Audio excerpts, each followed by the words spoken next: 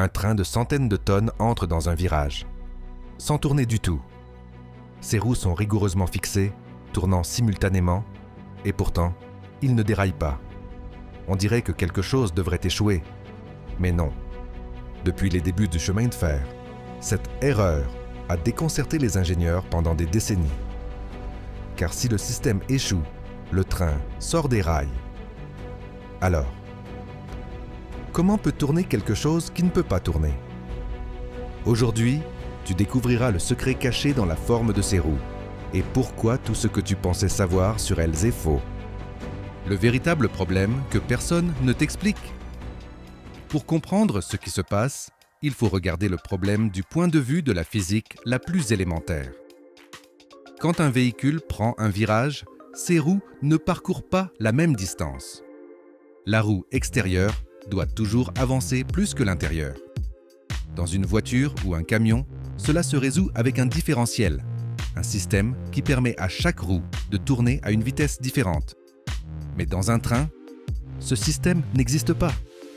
Les deux roues de chaque essieu sont solidement fixées. Elles tournent toujours au même rythme, sans possibilité de compenser cette différence de parcours. Et c'est là que réside le véritable conflit. Si les deux roues tournent de la même façon, mais doivent parcourir des distances différentes, quelque chose doit échouer. Soit les roues glissent, soit le métal souffre, soit le train tente de quitter la voie. Et pourtant, rien de tout cela ne se produit. C'est là que commence ce qui est vraiment intéressant. Ce qui se passerait si c'était des roues normales. Imagine un instant que les roues d'un train soient complètement plates, comme celles d'un camion, sans forme spéciale, sans aucune adaptation au rail. Dans ce scénario, chaque fois que le train entrerait dans un virage, les deux roues essaieraient de parcourir la même distance.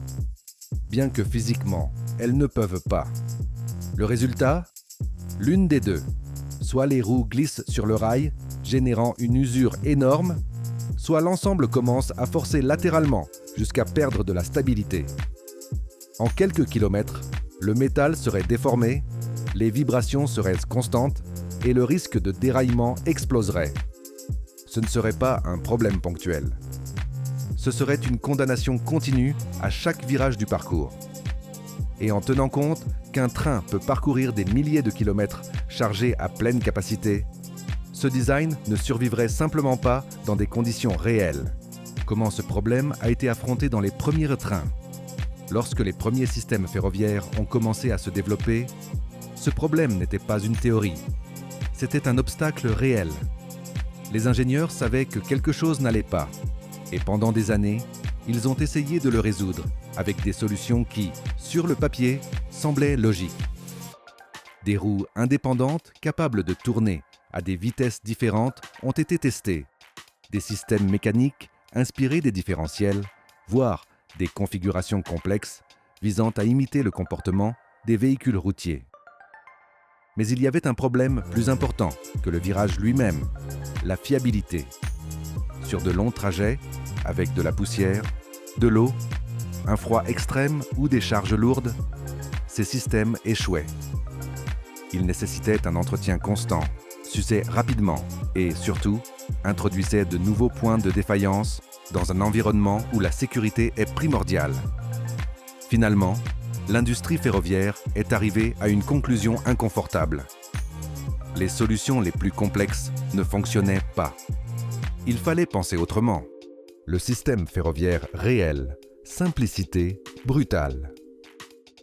La solution qui s'est finalement imposée était la plus contre-intuitive. Au lieu d'ajouter de la complexité, on l'a éliminée. Un essieu rigide a été adopté, avec deux roues reliées tournant toujours ensemble. À première vue, cela semble un pas en arrière. Mais en réalité, cela offrait exactement ce dont le chemin de fer avait besoin. Robustesse, moins de pannes et moins d'entretien dans des conditions extrêmes. Et le plus surprenant, c'est que cela fonctionnait de manière stable et fiable sur des milliers de kilomètres. Mais cela laisse une question clé en suspens. Si les roues continuent de tourner de la même manière, comment s'adaptent-elles aux courbes? Le détail qui change tout. mais que tu ne vois pas encore. Jusqu'à présent, tout indique un système limité. Roues reliées, sans différentiel, supportant des forces qui, théoriquement, devraient provoquer des glissements constants. Et pourtant, le train continue de fonctionner. Cela signifie qu'il y a autre chose. Un détail caché dans la conception même qui compense tout ce conflit physique sans ajouter de complexité mécanique. Ce qui est curieux, c'est que ce détail est devant tes yeux. Mais il passe généralement inaperçu. Tu ne le vois pas parce que tu ne cherches pas au bon endroit. Ce n'est pas dans l'axe. Ce n'est pas dans le moteur. Pas même dans le rail. C'est dans la forme de la roue. Et c'est précisément là que tout commence à se résoudre, ce qui jusque-là semblait impossible. Le comportement caché dans les courbes. Quand un train entre dans une courbe, il ne reste pas parfaitement centré sur la voie, même si à première vue, il semble que c'est le cas. En réalité, il y a un léger déplacement latéral de l'ensemble de l'essieu. C'est subtil, presque imperceptible, mais suffisant pour changer complètement le comportement du système. Ce mouvement fait qu'une des roues se rapproche davantage du bord du rail, tandis que l'autre s'en éloigne légèrement. Il n'y a pas de direction active, pas d'ajustement mécanique, mais la position de l'essieu change. Et à ce moment-là, quelque chose de crucial commence à se produire. Ce n'est pas lié à la vitesse de rotation de l'essieu, mais à la manière dont chaque roue interagit avec le rail en fonction de sa position. C'est un effet silencieux, automatique, qui ne nécessite pas d'intervention.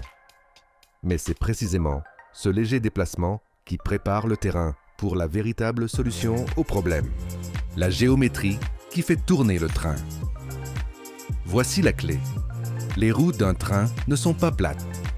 Elles ont une forme légèrement conique. Cela change absolument tout. Lorsque l'essieu se déplace latéralement dans un virage, chaque roue commence à s'appuyer sur une partie différente de ce cône. La roue qui se trouve vers l'extérieur repose sur une zone de plus grand diamètre effectif. Celle de l'intérieur, en revanche, le fait sur une zone plus étroite. Le résultat, bien que les deux roues tournent à la même vitesse, l'une parcourt plus de distance que l'autre. Exactement ce qu'il faut à tout véhicule pour prendre un virage. Sans engrenage, sans différentiel, sans mécanisme supplémentaire. Juste de la géométrie. C'est une solution si élégante qu'elle semble invisible. Mais c'est précisément ce qui permet à un train de milliers de tonnes de tourner avec précision sans perdre de stabilité. Pourquoi le train revient-il seul au centre ? Ce qui est le plus impressionnant de ce système, c'est qu'il permet non seulement de tourner, mais se corrige aussi de lui-même. Lorsque le train sort de la courbe et revient sur une portion droite, ce même design conique commence à travailler en sens inverse. Si l'essieu est légèrement décalé d'un côté, les différences de diamètre réapparaissent. La roue la plus extérieure parcourt une plus grande distance, ce qui pousse l'ensemble vers le centre de la voie. C'est un système complètement passif. Il n'a pas besoin de capteurs, d'ajustements ni d'intervention humaine. La géométrie elle-même se charge de maintenir l'équilibre à tout moment. C'est pourquoi, sur la ligne droite, le train semble parfaitement aligné, comme s'il était guidé de manière active. Mais en réalité, la seule chose qui se passe est que la physique fait son travail. Et elle le fait constamment, silencieusement et de manière extrêmement efficace. Le système de sécurité qui évite le désastre. Bien que tout ce système fonctionne de manière étonnamment stable, il y a une dernière ligne de défense prête à intervenir lorsque les choses déviennent plus que d'habitude. C'est le boudin, cet rebord intérieur des roues. Contrairement à ce que beaucoup pensent, le boudin ne guide pas le train dans des conditions normales. En fait, moins il est en contact avec le rail, mieux c'est. Sa fonction est autre, agir comme une barrière lorsque le déplacement latéral dépasse certaines limites. Dans des situations extrêmes, un virage compliqué, une irrégularité sur la voie ou une usure non détectée, ce rebord entre en contact avec le rail et empêche la roue de sortir complètement.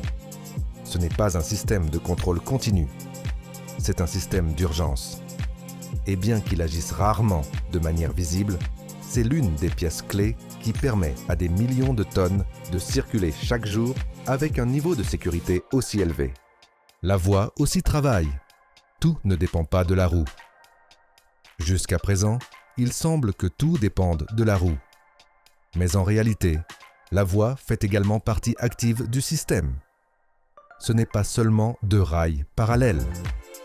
Elle est conçue pour travailler avec les roues sous charge. Les rails ont une légère inclinaison vers l'intérieur. Cela aide à ce que la surface de contact corresponde à la forme conique de la roue, améliorant la stabilité et réduisant l'usure. Et dans les courbes, un autre élément clé apparaît, le dévers. Le rail extérieur est légèrement surélevé par rapport à l'intérieur, inclinant tout le train vers l'intérieur de la courbe. Ainsi, une partie de la force latérale devient une force verticale, ce qui réduit la tendance à quitter la voie. C'est un système conjoint. Roue et voie ne fonctionnent pas séparément. Elles se complètent constamment pour maintenir l'équilibre de tonnes d'acier en mouvement. Limite réelle. Quand le système atteint ses limites. Bien que ce système soit ingénieux, il n'est pas parfait. Dans les virages très serrés, la différence de parcours entre les roues est trop importante pour que la géométrie conique la compense seule. C'est là que surgissent les problèmes. Plus d'usure, de bruit et de friction. C'est pourquoi, dans ces situations, le design s'adapte. Les bogies permettent aux essieux de pivoter légèrement et des profils de roues spécifiques sont également utilisés selon le type de service. Le système de base reste le même, mais lorsque les conditions l'exigent, il a besoin de soutien. Pourquoi continuons-nous à utiliser ce système en 2026 ? Avec toute la technologie disponible aujourd'hui, des systèmes électroniques avancés au train à lévitation magnétique, on pourrait penser que ce design serait déjà obsolète. Mais la réalité est tout le contraire. L'essieu rigide avec roue conique domine toujours le monde ferroviaire pour une raison très simple. Il fonctionne. Il est robuste, prévisible et capable de fonctionner pendant des milliers de kilomètres sous la pluie, la poussière, le froid extrême ou la chaleur intense sans dépendre de systèmes complexes. De plus, il est efficace à entretenir et facile à standardiser à grande échelle, ce qui est crucial dans les réseaux ferroviaires qui traversent des pays entiers. D'autres technologies peuvent être plus avancées, mais aussi plus délicates, plus coûteuses et moins polyvalentes en dehors des environnements contrôlés. Et quand il faut transporter des tonnes de marchandises, tous les jours, dans n'importe quelles conditions, ce qui compte, ce n'est pas ce qu'il y a de plus moderne, c'est ce qui ne tombe jamais en panne. L'ingénierie invisible. Un train ne tourne pas comme tu le penses. Et c'est précisément pour cela qu'il fonctionne si bien. Ce qui semble être une limitation est en réalité l'une des solutions les plus élégantes de l'ingénierie moderne. Pas de système complexe, pas de mécanisme visible, juste de la géométrie, de la physique et des décennies d'expérience accumulées. La prochaine fois que tu verras un train entrer dans un virage, ce ne sera plus automatique. Tu sauras qu'à l'intérieur se déroule un équilibre parfait entre force, forme et matériaux. Et si quelque chose d'aussi quotidien peut dissimuler un tel niveau d'ingéniosité, imagine tout ce qui passe encore inaperçu autour de toi.